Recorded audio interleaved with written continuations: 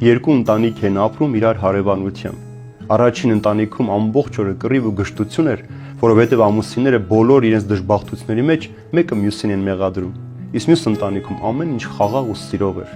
Եվ կամակոր տանտիրուհին,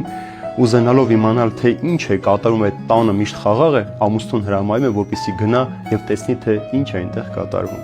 Ամուսինը գալիս ու թաքնում է անկյունում, որպեսզի տեսնի, թե ինչ է այս տան մեջ կատարվում։ Այդ պահին տանտիրուհին